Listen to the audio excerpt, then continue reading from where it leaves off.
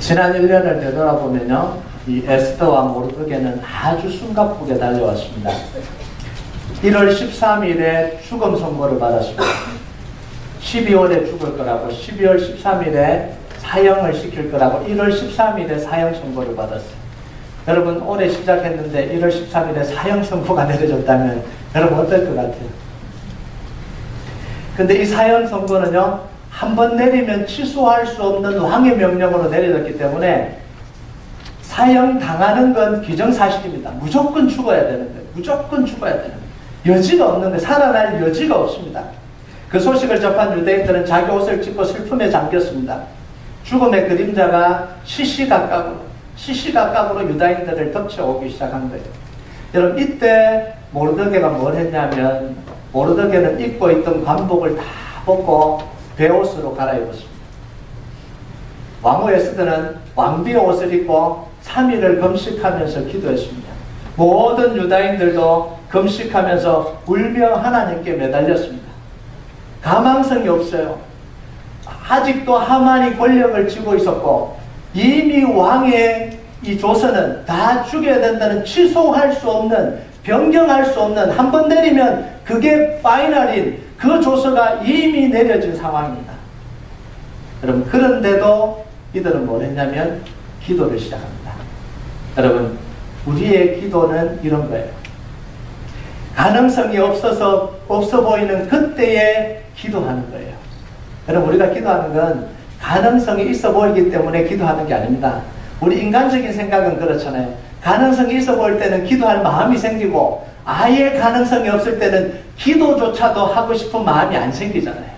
그런데 기도라는 건 뭐냐면, 가장 깊은 절망에서 하는 게 뭐냐면 기도입니다. 세상 어디에 해결책이 없을 때 하는 게 기도예요. 여러분, 아무리 생각해도 답이 없고, 아무리 바라봐도 희망이 보이지 않을 때, 그때 하는 게 기도입니다. 여러분, 언제 기도하십니까? 그래도 좀 희망이 보여야 기도하죠. 많은 분들이 희망을 가지고 기도하다가 절망으로 끝나버립니다. 그래도 좀 뭔가 가능성이 보이고 있다가 기도해 가면 가능성이 닫혀요. 그러면 그 기도도 포기해버리잖아요. 여러분, 기도는요, 세상의 문을 여는 게 아니라 하늘의 문을 여는 게 기도입니다. 여러분, 세상의 문이 다 닫혀도 하늘의 문이 열리는 게 기도예요. 여러분, 우리의 기도는요, 하나님의 보좌를 움직인다고 이야기합니다. 이 땅에서 기도하면, 두세 사람이 내 이름으로 모여서 기도하면 하늘의 보좌가 움직이는 거예요. 여러분, 하나님의 보좌가 움직이면 어떻게 됩니까? 그 나라의 왕의 보좌가 움직인다는 건 의자가 왔다 갔다 한다 이런 이야기가 아닙니다. 왕이 그 속에서 명령을 내린다라는 게 왕의 보좌가 움직인다라는 거예요. 여러분, 세상의 통치자들이 움직이지 않아도 우주의 주인 대신 하나님의 보좌가 움직이면 끝나잖아요. 여러분, 팀장이 결제 안 해도, 과장이 결제 안 해도, 부장이 결제 안 해도, 이사가 결제 안 해도 회장이 결제하면 끝나잖아요. 그럼 이게 기도예요. 세상은 우리를 다 안 된다 그럽니다. 우리 주변 사람도 안 된다 그러고 상황도 안 된다 그럽니다. 그때 우리는 누구와 대화를 하는 거예요? 천지를 지으신 하나님과 대화를 하는 거예요. 하나님, 다 안 된다 그러는데 어떡합니까? 이렇게 기도하잖아요. 하나님, 상황이 이런데 어떡합니까? 그런데 하나님 뭐라 그러면 된다. 그게 기도예요. 여러분, 예수님을 표현할 때 여러 가지로 표현하는데, 요한계시록을 보면 예수님을 뭐라고 표현하냐면 다윗의 열쇠를 가지신 분이다 이렇게 표현해요. 여러분, 요한계시록 3장 7절 8절 한번 읽어볼까요? 우리 같이 한번 읽어봅시다. 시작. 빌라델피아 교회 사자에게 편지하라. 거룩하고 진실하사 다윗의 열쇠를 가지신 이 곧 열면 닫을 사람이 없고 닫으면 열 사람이 없는 그가 이르시되, 볼지어다 내가 내 앞에 열린 문을 두었으니 능히 닫을 사람이 없으리라. 내가 내 행위를 아노니 내가 작은 능력을 가지고서도 내 말을 지키며 내 이름을 배반하지 아니하였도다. 여러분, 예수님 어떤 분이라고요? 다윗의 열쇠를 가지신 분, 열면 닫을 사람이 없고 닫으면 열 사람이 없는. 그 예수님이 필라델피아 교회를 향해서 열린 문을 두셨다 이렇게 이야기합니다. 그런데 필라델피아 교회가 어떤 교회라고요? 내가 작은 능력을 가지고도 내 말을 지키며 내 이름을 배반하지 않았다. 여러분, 기도하는데 능력이 필요하지 않아요. 기도하는데 직책이 필요하지 않습니다. 기도하는데 돈이 필요하지 않습니다. 작은 능력을 가지고도 뭐만 있으면 돼요? 여기에 보면 내 말을 지키며 내 이름을 배반하지 않았다고요. 약속의 말씀을 붙들기만 하면 누구나 기도할 수 있습니다. 아멘. 여러분, 그 기도를 듣고 다윗의 열쇠를 가지신 분이 여러분에게 열린 문을 열어주시는 축복이 있길 주님의 이름으로 축복합니다. 아멘. 얼마나 다친 것처럼 느껴지십니까? 가정을 위해서 기도하고 자녀들을 위해서 기도하고 아내를 위해서 기도하고 남편을 위해서 기도하는데 기도하면 할수록 아마 제가 알기로는 답답해지실 겁니다. 기도하면 이게 열려져야 되는데 빛이 안 보이고 더 낮춰지는 것 같은 느낌이 들어요. 그런데 하나님이 여실 때가 있습니다. 열면 확 열어버려요. 아멘. 그때까지 가야 되는 거예요. 여러분, 물은요 차야지 흘러넘치는 거예요. 찰 때까지는 계속 부어야 됩니다. 흘러넘쳐야 그 다음에 나오는 거예요. 어떤 책을 보니까 그렇게 표현을 하더라고요. 물을 계속해서 끓이면 100도가 되면 더 이상 온도가 안 올라가요. 그러면 계속해서 끓이는데 안 올라가잖아요. 얼마나 화가 납니까? 계속해서 끓여도 온도가 안 올라가요. 어느 순간 지나면 그 물이 수증기로 팍 변하는 순간이 온다. 그때까지 끓여야 된다는 거예요. 기도라는 게 그런 거예요. 하나님이 역사하실 때까지 기도하는 거예요. 그때 하나님이 우리 앞에 열린 문을 두시는 거예요. 여러분, 예수님이 다윗의 열쇠를 가지사 열린 문을 열자 뭐가 일어나요? 뒤집기가 일어났습니다. 모르드게를 죽이려 했던 하만이 오히려 모르드게의 손에 죽었습니다. 왕의 반지, 하만의 손에 있던 이 왕의 반지가 모르드게에게로 넘어왔습니다. 이 두 가지 불가능한 일이 이루어지는 거예요. 있을 수 없는 일이잖아요. 다시 조서를 쓰게 됩니다. 3월 23일에 다시 조서를 쓰는데 뭐냐면 유대인을 죽이려고 하는 대적들을 다 죽이라. 12월 13일에 여러분, 페르시아의 모든 지역에 있는 유다인들을 노리던 무리들이 다 소탕되었습니다. 하만과 유대인들의 전쟁은 유대인들의 완벽한 승리로 끝났습니다. 12월 15일에 유대인들이요 하만의 손에서 구원받은 사건은 이 유다인들에게는 대단한 사건입니다. 인생이 바뀌고 역사가 바뀌는 사건이에요. 얼마나 대단했으면 이 사람들이 뭘 했냐면 그날을 절기로 지키라 이렇게 이야기합니다. 여러분, 이 절기라는 건 함부로 만드는 게 아니에요. 유대인에게는 3절기가 있습니다. 6월절, 7절절, 초순절, 초막절.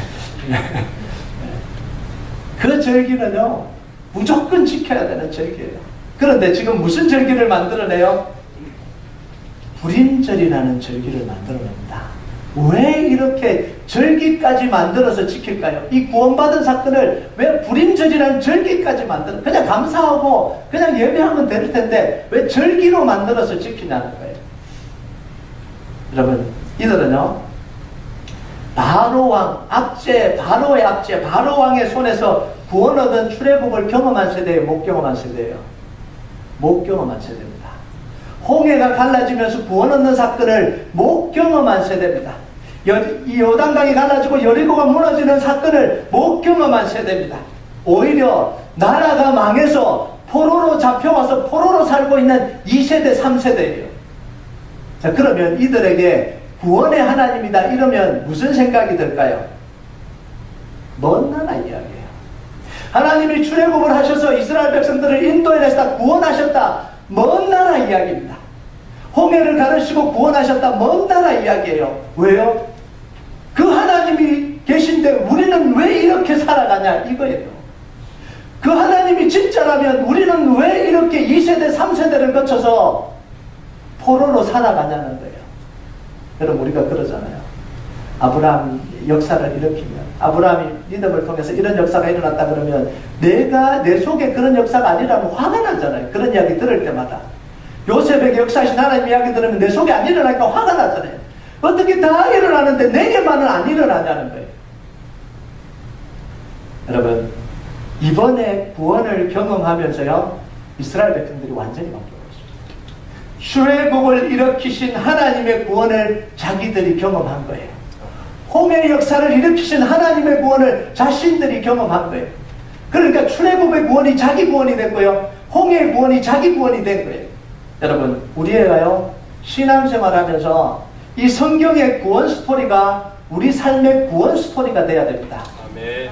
여러분, 우리 인생의 출애굽, 우리 인생의 홍해, 우리 인생의 여리고가 무너지는 걸 우리가 경험해야 되는 거예요. 아멘. 이거 없이 그냥 아브라함의 하나님, 이삭의 하나님, 요셉의 하나님, 다윗의 하나님 다 먼 나라 하나님이에요. 내가 경험해야, 내가 구원을 경험해야 그게 내 하나님이 되잖아요. 아멘. 여러분, 아브라함의 하나님이 여러분의 하나님이 되시길 주님의 이름으로 축복합니다. 아멘. 다윗의 하나님, 이 요셉의 하나님이 여러분의 하나님이 되셔서 구원의 역사가 일어나길 주님의 이름으로 축복합니다. 아멘. 22절에 보면요, 유다인들이 구원받은 감격을 표현하는데 이렇게 표현해요. 22절 찾아서 우리 한번 읽어볼까? 22절 시작. 이날에 유다인들이 대적에게서 벗어나서 평안함을 얻어 슬픔이 변하여 기쁨이 되고 애통이 변하여 길한 날이 되었으니 이 두 날을 지켜 잔치를 베풀고 즐기며 서로 예물을 주며 가난한 자를 구제하라 하네. 그럼 이 표현을 하는데 대적에게서 벗어나서 평안함을 얻어, 이게 뭐예요? 죽을 뻔하다가, 원수 손에 죽을 뻔하다가 다시 살아났다는 거예요. 슬픔이 변하여서 기쁨이 됐다. 이건 옷을 찢고 가슴을 치면서 통곡하다가 기뻐 춤췄다, 이런 이야기입니다. 애통이 변하여 길한 날이 됐다. 초상집 분위기였다가 잔치집 분위기로 변했다는 거예요. 이게 뭘 표현하는 걸까요? 우리의 구원의 감격을 표현하는 거예요. 우리가 하나님을 만나고 얼마나 감격했습니까? 처음에 예수님을 영접하고 예수님을 만나고 내가 구원을 얻고 난 뒤에 눈물 콧물 흘리면서 얼마나 큰 구원의 감격을 경험했어요. 어제와 내일이 다릅니다. 구원받은 어제와 구원받기 전에 어제와 구원받은 다음 날이 너무 달랐잖아요. 공기도 다르고 세상도 다르고 바라보는 것도 다르고. 여러분, 이게 우리 여기서 보면요, 주목해야 될 게 있는데 구원받은 감격이 혼자만의 감격으로 끝나지 않았다라는 거예요. 행동으로 나타납니다. 세 가지 행동으로 나타나요. 첫 번째 뭐예요? 잔치를 베풀어 즐겼다. 두 번째, 서로 예물을 주고 나누었다. 세 번째, 가난한 자들을 구제했다. 여러분, 이게 우리가 구원받은 감격의 모습입니다. 십자가를 통과하면 우리의 모든 게 달라져요. 네. 사망과 멸망과 저주에서 벗어나서 영원한 생명을 얻게 되는 게 이게 구원이에요. 아멘. 죄와 고통과 질병과 사망과 이 사단의 권세에서 벗어나서 예수님 안에서 완전한 기쁨과 자유함을 누리는 거예요. 괴로움과 절망으로 죽지 못했던 삶이, 인생이 달라져서 삶의 이유를 발견하는 게 그게 구원입니다. 그게 십자가를 통과할 때 일어나는 역사입니다. 아멘. 여러분, 예수님의 십자가가 우리의 모든 걸 다 바꿔놓으셨습니다. 자, 그런데 우리의 구원의 감격은 감격만으로 끝나지 말아야 된다는 거예요. 감격만으로 끝나는 건 진짜 구원의 감격이 아닙니다. 진짜 구원의 감격은 구원의 감격으로 행동이 일어나는 게 그게 진짜 구원의 감격이에요. 여러분, 그래서 부활하신 예수님이 뭐라 그럽니까? 너희는 가서 모든 족속으로 제자를 삼아 아버지와 아들과 성령의 이름으로 세례를 주고 내가 너에게 가르친 걸 모두 지키게 하라. 볼자는 내가 세상 끝날까지 너희와 항상 함께 있으리라. 구원의 감격이 어디까지 갑니까? 땅끝까지 갑니다. 아멘. 그리고 사도행전 1장 8절에 오직 성령이 너에게 마시면 너희가 이 권능을 받고 예루살렘과 온 유대와 사마리아 땅끝까지 이르러 내 증인이 되리라. 아멘. 이게 아멘. 구원의 감격의 결과입니다. 여러분, 구원의 감격은요, 나누는 거예요.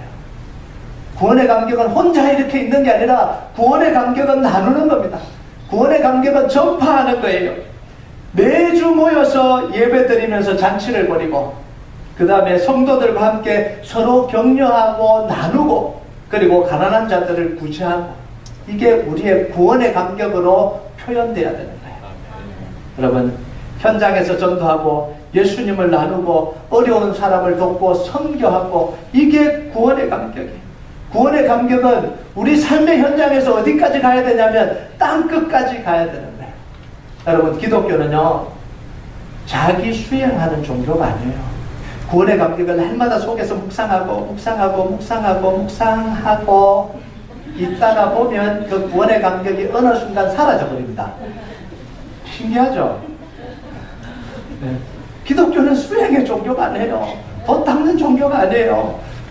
이 기독교는 뛰쳐나가는 종교예요. 종교라고 표현하기. 여러분, 예수님을 만난 사람들은요, 묵상하고 있는 게 아니라 나가서 뭐라고 이야기를 합니까? 내가 예수님을 만났다, 이렇게 이야기를 해요. 수가성에서 예수님을 만난 이 여인은 물동이를 버려두고 예수님 만나고 난 뒤에 그때부터 묵상하고 기도하고 구원의 감격을 내 마음 가슴 속에 새겨야지, 이러고 하지 않았잖아요. 그냥 내버려두고 예수님 만난 감격으로 가서 내가 예수님을 만났다는 거예요. 내 과거를 이야기한 사람을 만나보라는 거예요. 예수님이 나의 과거를 치료하셨다는 거예요. 이게 구원의 감격입니다. 여러분, 우리가 이렇게 이야기하잖아요. 하나님, 구원의 감격을 내게 다시 회복시켜 주십시오. 십자가를 바라보던 눈물이 안 납니다.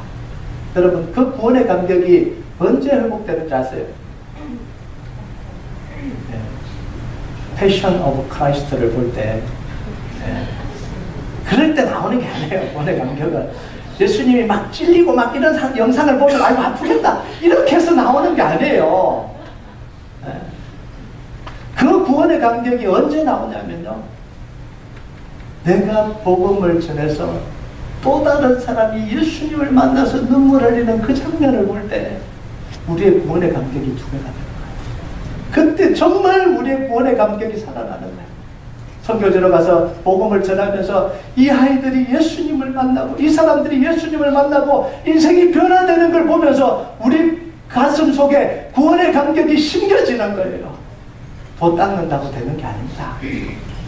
예수님 십자가가 어떻게 생겼더라, 십자가 이러고 있다고 되는 게 아니에요. 여러분, 오늘은요, 기독교가 자꾸만 힘을 잃어가는 이유가 뭐냐면, 이 명상하는 거 굉장히 중요해요. 묵상하는 거 굉장히 중요합니다. 이걸 부정하는 게 아니에요. 그게 들어와서 그게 전부가 되어버리는 게 문제예요. 정적인, 기독교는 동적인 존재입니다. 정적으로 만들어버렸어요. 내면을 파고들게 만들어버려요. 그거는 기독교가 아니에요. 그리고는 인문학이 들어와서 기독교를 또 다 망쳐. 상담학이 들어와서 다 망칩니다. 성경을 인문학적으로 해석하면 안 되고 상담학적으로 해석하면 안 돼요. 말씀은 말씀대로 해석을 해야 돼요. 여러분, 이 프로이드와 이 융이요, 뭘 다 해놨냐면 사람들이 변화되지 못하도록 만들어버렸어요. 목사들까지도요, 사람은 안 변화된다 이렇게 결론을 내립니다. 여러분, 사람은 변화돼요. 믿으십니까? 아멘. 목회를 다 끝내고 난 목사님들이 사람은 안 변화된다 이렇게 이야기하는 게, 이게 도대체 어떻게 된 일이에요? 성경에는 이 십자가를 만나면 인간이 변화된다고 했는데, 그잖아요. 그런 그리스도 안에 있으면 새로운 피조물이다. 이전 것을 지나갔으니 보라 새 것이 되었도다. 아멘. 이게 성경에서 말하는 겁니다. 예수님의 십자가를 경험하면 죄인도 괴수도 중독이 되었든 뭐가 되었든 다 변화되는 게 이게 십자가 능력 아니에요. 아멘. 사람이 안 변화된다고 쉽게 이야기하는 건요, 십자가를 모독하는 겁니다. 그럼 예수님 십자가 능력 없다는 이야기 아니에요. 예수님 말씀에 이 능력이 없다는 이야기 아니에요. 이 프로이드와 융은요, 뭘 이야기를 하냐면 과거의 트라우마가 오늘을 만들었다 이거잖아요. 결정론이에요. 과거에 이렇게 상처받았기 때문에 이 사람은 이렇게 사니까 네가 알아서 피해. 이 사람 바뀔 수가 없어. 보니까 과거의 상처가 이렇게 했는데 이해가 된다. 그렇게 성격이 나쁘고 그렇게 하는 게 이해가 돼. 이해가 되지 바뀌냐고요. 본인도 그럽니다. 본인도 나를 좀 이해해라. 옛날에 못 먹고 살았거든. 옛날에 내가 상처를 되게 많이 받았거든. 그래서 내가 이 모양 이 꼴이니까 알았어. 나는 안 바뀔 테니까 알아서 나를 사랑하든지 품어주든지 마음대로 해라. 이게 말이 되는 이야기입니까? 그러면요, 요셉은요, 저기 가서 죽어야 돼요. 요셉은 그 상처받고 그렇게 했던 요셉은 죽어야 되는 거예요. 다윗은 죽어야 되는 거예요. 근데 그들이 왜 변화돼요? 상담함으로 자기를 치료했습니다. 아니요. 십자가를 하나님을 만나니까 네. 하나님을 만나니까 그 속에 변화가 일어나. 아멘. 여러분, 예수 그리스도를 만나면 변화됩니다. 아멘. 변화될 수밖에 없어요. 여러분, 이제 다시는 사람 변화되지 않는다 그러지 마세요. 변화됩니다. 아멘. 그래서요, 하나님이 변화시키려고 하면요, 괴수 변화되고, 죄인도 변화되고, 중죄인도 변화되고. 예전에 나온 책 중에 하나가 뭐냐면, 하나님이 변화시키지 못할 사람이 없다. 네. 그 책은 살인을 7번인가 8번 저지른 그 사람을 변화시키는 이 감옥에서 그 사람이 변화되는 이야기를 기록해놨어요. 안 변화되는 사람이 없어요. 다 변화돼요. 여러분, 23절을 보면 중요한 이야기를 하나 하고 있습니다. 23절 같이 한번 읽어볼까요? 시작.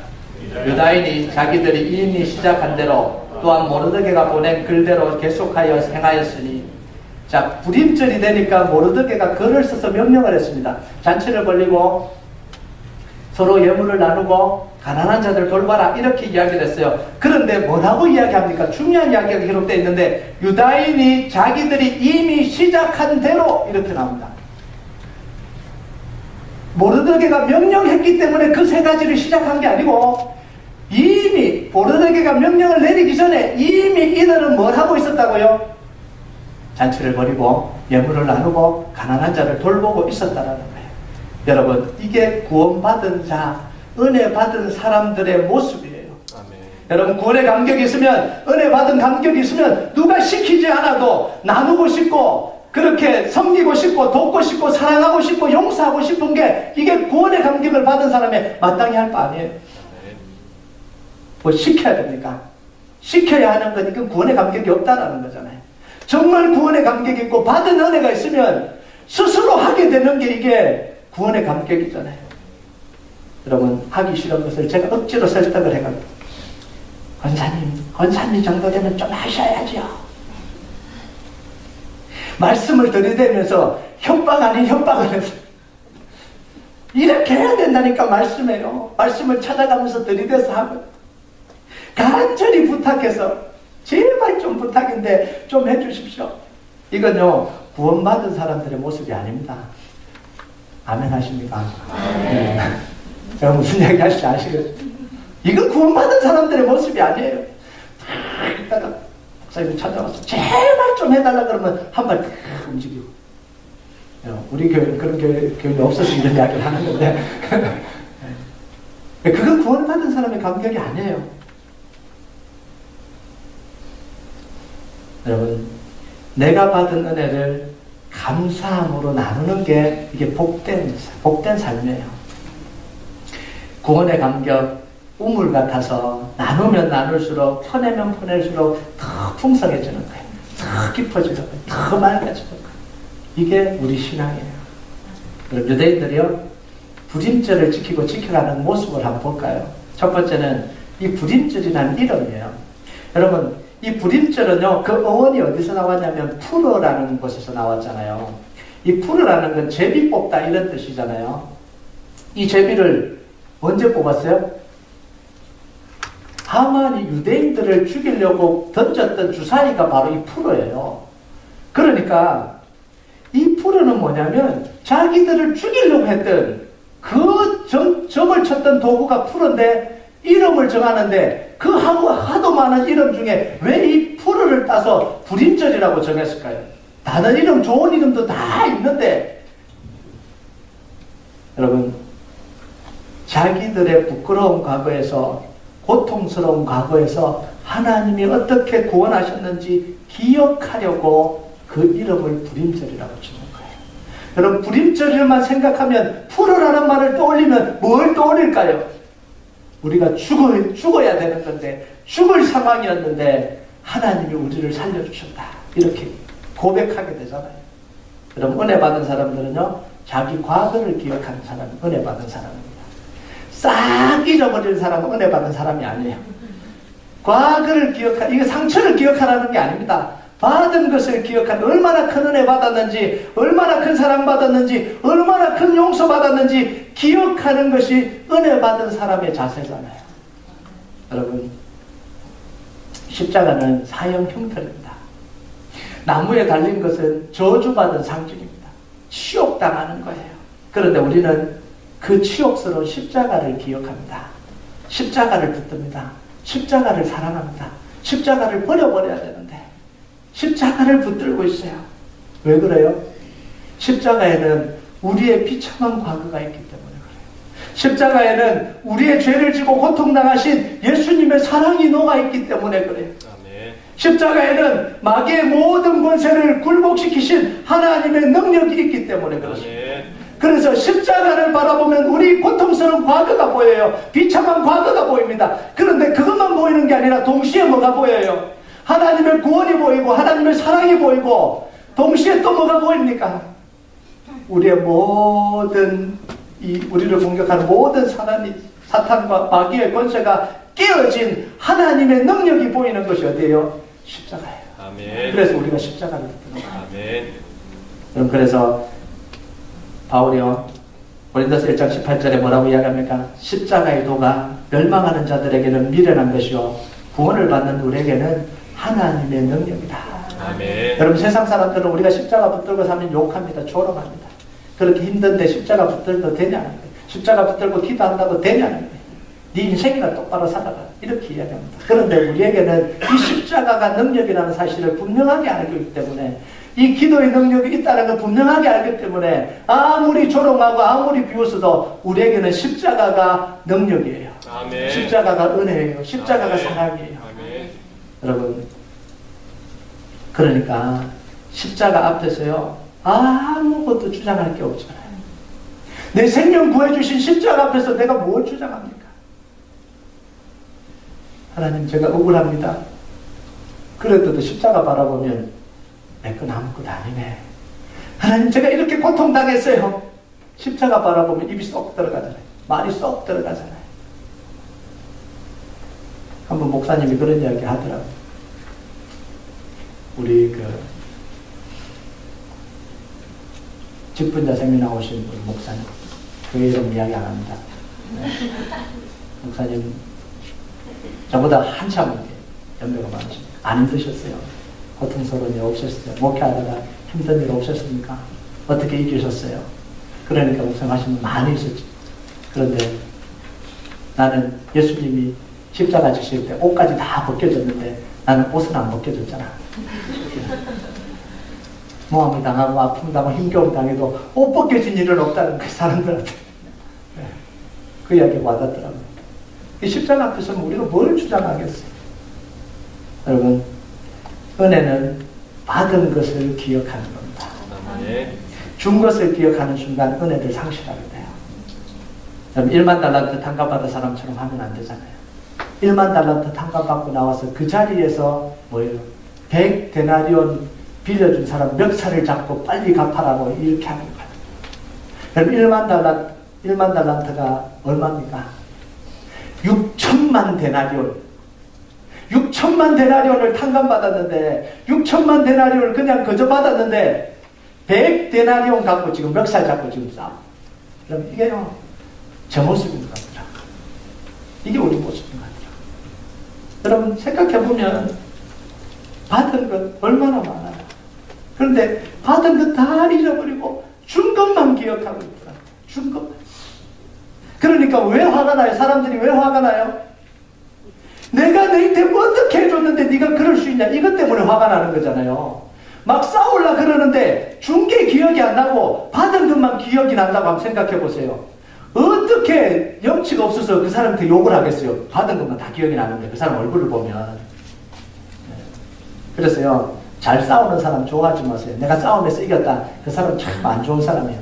준 것만 기억하는 사람이거든요. 그래서 싸움에서 지는 사람이 복된 사람이에요. 저는 싸우려고 그랬는데요.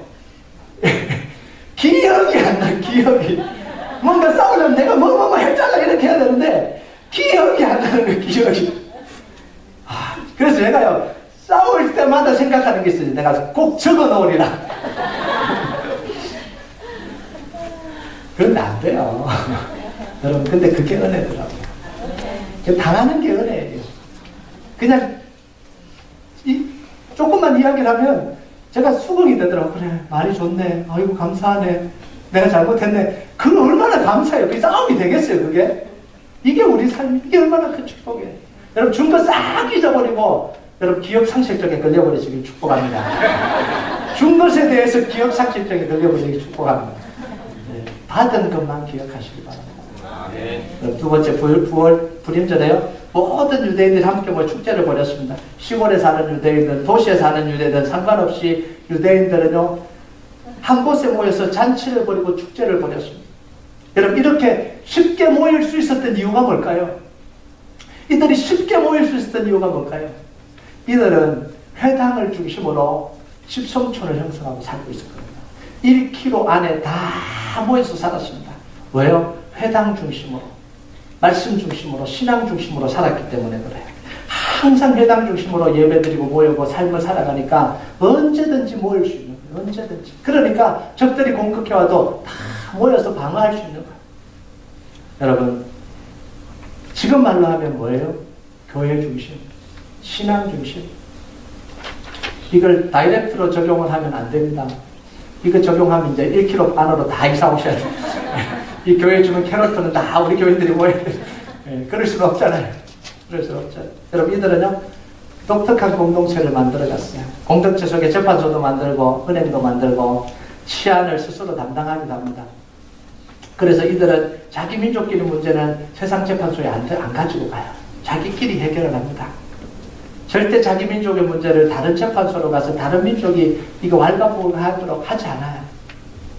이들의 중요한 것 중에 하나가 뭐냐면 펀드를 조성합니다.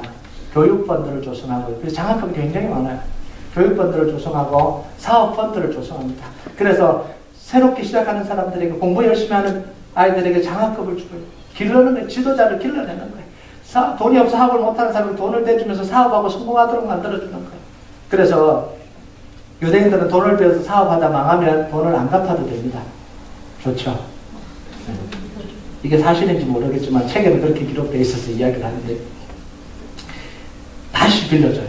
사업하다가 망하면 돈을 갚으라가 아니라, 차업을 하는 게 아니라 다시 빌려줍니다. 왜요? 성공해서 갚으라는 거예요. 성공해서 갚으라. 우리도 이랬으면 좋겠습니다. 그죠? 그런데 또 빌려줍니다. 3번 빌려줘서 망하면 유대인 사회에서 추방당합니다. 근데 유대인 아니에요. 무서운 거예요. 무서운 거예요. 이게 정말 무서운 거예요. 여러분, 이들은 회당 중심으로 강력한 신앙 공동체를 이루어가요. 이게 유대인들의 힘입니다. 지금 유대인 본받으라 이런 이야기가 아닙니다. 유대인들에게 지금 복음 없어요. 본받으면 안 됩니다. 막 쉐마하고 막 유대인 막 교육시키려고 그러는데 잘 생각하셔야 됩니다. 복음이 없어요. 그 속에는 없어요. 근데 이 구약시대 때 살아갔던 유대인들의 모습을 보면 우리가 닮을 게 참 많아요. 이 3번째 잔치를 벌일 때 모습을 보면요, 19절과 20절을 보면 불임절을 지킬 때 했던 게 3가지입니다. 잔치를 베풀고 음식을 나누고 가난한 사람들을 구제하는 것. 여러분, 이거 시키지도 않았는데 똑같이 해요. 여러분, 어떻게 시키지도 않았는데 127개도에 흩어진 유대인들이 똑같이 행동할까요? 이들이 회당 중심으로 모여서 똑같은 말씀을 공부하고 똑같은 말씀대로 살았기 때문에 이 결과가 나오는 거예요. 이게 어디에 나오는 말씀이냐면 신명기에 나오는 말씀이거든요. 신명기 법대로 지금 지켜가고 있는 거예요. 하나님은 이스라엘 백성들을 절기를 지킬 때 항상 강조하신 말씀이 뭐예요? 잔치를 벌려라, 서로 나눠라, 고아와 가부를 돌봐라, 고아와 가부와 레위인을 돌봐라, 이렇게 나옵니다. 신명기를 쭉 읽어보세요. 항상 절기를 지키면 뭐냐면 함께 절기 잔치를 벌여라, 같이 나누라. 그 다음 뭐예요? 고아 가부, 객과 고아 가부, 이방인, 레위 챙겨라, 이렇게 나옵니다. 여러분, 이들이 말씀대로 살아가니까 누가 시키지도 않았는데도 똑같이 살아가는 거예요. 민족이라는 것은요, 민족성이라는 건 누가 뭐라고 해서 나오는 게 아니에요. 몸에 배에 있는 게 그 자연스럽게 나오는 거예요. 공동체라는 건 공동체 만들자 그래서 만들어지는 게 아닙니다. 같은 생각과 같은 스피릿을 가지고 같은 생각을 가지고 함께 신앙생활을 할 때 그곳에서 공동체가 나오는 거예요. 여러분, 이 유대인들이 가지고 있었던 게 뭐냐면 말씀의 DNA가 똑같은 거예요. 똑같은 말씀의 DNA를 품고 살아가는 거예요. 여러분, 우리 큰나무 교회는요, 큰 나무 DNA가 있어요. 큰 나무 DNA가 뭐죠? 큰 나무 DNA가 뭐냐면 크는 게 큰 나무 DNA. 농담한 건데 주보 청년에 보면 말씀으로 변화된 성도가 생명 살리고 영혼 구원하고 지도자를 길러내는데 헌신함으로써 존재할 가치가 있는 공동체를 만들어간다. 이게 큰 나무 DNA예요. 그럼 첫 번째 뭘 해야 돼요? 말씀으로 변화돼야 됩니다. 말씀으로. 아니, 말씀 없이 그냥 우리 그냥 가치 있는 교회 만들자. 절대 안 됩니다. 있을 수가 없어요. 여러분, 세상 모임도요, 이 로타리 클럽이나 이런 뭐 세상 모임도 우리 좋은 일 하자고 모였는데 보면 비리가 터지잖아요. 보니까 엄청난 비리가 터져 나오고요. 하다가 깨져버리고요. 하다가 누가 돈 갖고 날라버리고요.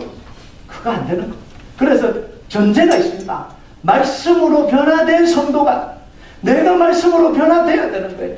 하나님 말씀으로 내가 변화돼야 그 다음 생명 살리고 영혼 구원하고 지도자 길러낼 수 있습니다. 내가 안 변화됐는데 지도자 길러야지, 내가 교육해야지, 말도 안 되는 이야기예요. 내가 안 변화됐는데 어떻게 합니까? 내가 변화돼야 되는 거예요. 여러분, 그래서 변화된 성도가 생명 살리고 영혼 구원하고 지도자 길러내며 헌신해서 우리 교회가 존재할 가치가 있는 공동체가 되어야 됩니다. 존재할 가치가 있는, 누구 보기에 존재할 가치가 있어야 돼요? 네, 첫 번째는 하나님 볼 때. 하나님 볼 때 존재할 가치가 있어야 되고요. 두 번째, 우리 성도들이 볼 때 존재할 가치가 있어야 돼요. 세 번째, 우리 지역사회에 있는 사람들이 볼 때 존재할 가치가 있어야 돼요. 이 세 가지가 이루어져야 되는 거예요. 이게 존재할 가치가 있는 공동체예요. 여러분, 이제 우리 이야기를 좀 할 차례인데요. 우리 이민 역사 속에 항상 교회가 있었잖아요. 말은 다 교회 중심으로 산다고 했습니다. 교회가 소망이라고 이야기했습니다. 지금도 교회가 소망이에요. 근데 실제로 많은 사람들이 교회를 나오고 교회를 중심으로 살았습니다. 그런데 불행하게도 교회가 제대로 된 역할을 못할 때도 참 많았습니다.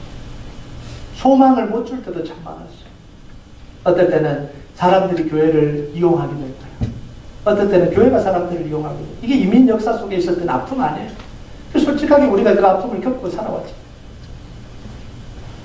그러니까 교회가 소망을 주고 영향력을 미치고 가치 있는 공동체를 이뤄가야 되는데 못할 때도 많았다라는 게 우리 현실이잖아요.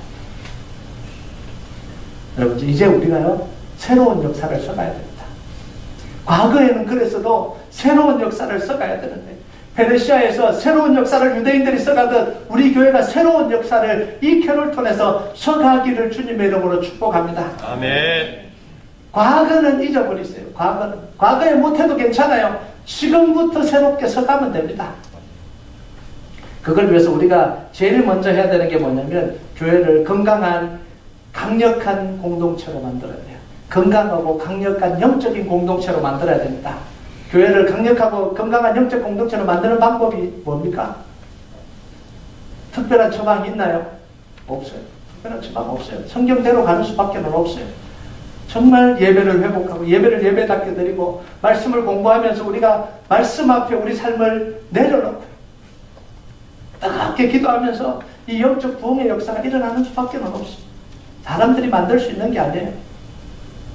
여러분, 성령님이 함께하는 공동체를 만들어야 됩니다. 아멘. 사람들이 이끌어가는 공동체가 아니라, 사람들이 계획 세우고 가는 공동체가 아니라 성령님이 우리 교회에 말씀하시고 성령님이 우리 교회에 이끌어가는 안디옥 교회 공동체처럼 만들어야 되는 거예요. 아멘. 안디옥 교회 공동체는 어떻게 됩니까? 기도하고 있으니까 성령님이 바나바와 바울을 따로 선교사로 세워라. 아멘. 순종하겠습니다. 가잖아요. 우리 교회 이 정도 됐으니까 선교사 파송해야지. 이게 아니었고요. 성령님이 이제 선교사 파송할 때다 말씀 주시니까 담임 목사하고 공동 담임 목사 2명을 파송시켜버리잖아요. 우리 교회가 어떻게 하다가 담임 목사 파송시켜버리지. 사도행전의 역사는요, 사람이 이끌어가는 게 아니고 성령님이 이끌어가셨습니다. 예루살렘 교회가 흩어지는 것도 성령님이 하신 거야. 선교사를 파송하는 것도 성령님이 하신 거야. 바울의 선교 사역을 철저하게 사도 바울이 계획을 세운 게 아니라 철저하게 성령님이 끌어가셨습니다. 아멘. 우리 교회도 앞으로 그렇게 가길 축복합니다. 아멘. 우리가 계획 세우는 게 아니라 성령님이 끌어가요. 저도 계획을 몰라요. 여러분도 계획을 몰라요. 성령님만 아십니다. 그럼 우리가 그걸 알기 위해서 뭘 해야 돼요? 기도해야 돼요. 아멘. 기도하지 않고 어떻게 합니까? 하나님 말씀을 묵상하지 않고 어떻게 합니까? 그래서 사도행전에 보면 말씀을 붙들고 오로지 기도하니까 성령님이 역사하시더라는 거예요. 아멘. 여러분 우리 교회가 말씀을 붙들고 기도해 갈 때 성령의 강력한 역사가 일어나길 주님의 이름으로 축복합니다. 아멘. 그럼 이제 좀 마무리를 할 건데요. 그럼 우리가 해야 될 일이 있어요. 그게 뭐냐면 27절이에요. 27절 보면요. 뜻을 정하고 자기들의 자손과 자기들의 합한 자들이 해마다 그 기록하고 정해놓은 때 이 두 날을 이어서 지켜 패하지 아니하기로 작정하고 뜻을 정하고 지켜 패하지 아니하기로 작정하고 이걸 우리가 지금 해야 되는데요. 여러분 지금부터요 신앙생활의 뜻을 정하십시오. 지금이 5월 6일입니다. 6개월 좀 더 남았는데 12월까지 내가 어떻게 예배하고 어떻게 기도하고 어떻게 말씀을 정할지 뜻을 정하세요. 뜻을 정하고 중요한 건 뜻을 정하는 게 아니고 뭐 해라고요? 패하지 아니하였더라. 이게 중요한 거야. 뜻을 정하고 그냥 하면 안 되고 12월까지는 패하면 안 돼요. 12월까지요. 여러분 그리고 새로워지기 위해서요. 이 지금 두 가지를 이야기합니다. 하나는 내가 신앙생활하기 위해서 뜻을 하나 정하고 하나는 내가 주일날 와서 할 일을 하나 정하세요. 주일날 와서요. 아니면 그냥 교회 와서 뭐 대단한 거 아닙니다. 인사 잘하기. 이게 얼마나 대단한 건 줄 아십니까? 여러분 한번 결단해 보세요. 나는 주일날 가면 내 가정원들 말고 10사람과는 인사할 거다. 쉬울 것 같죠? 별로 안 쉬워요. 자기가 신경 써서 안 하다 보면요 안 쉬워요. 한번 정해보세요. 내가 10사람과는 내가 의도적으로 내가 인사를 할 거다. 지나치는 사람 그냥 지나치다가 이거 말고요.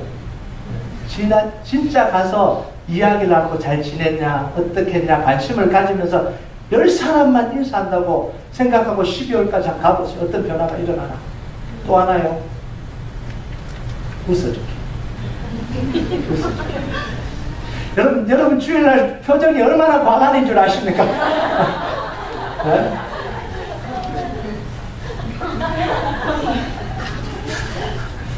이 표정이 얼마나 과간. 자기는 몰라요. 이 웃어주는 게요 얼마나 큰 힘이 되는지 아세요?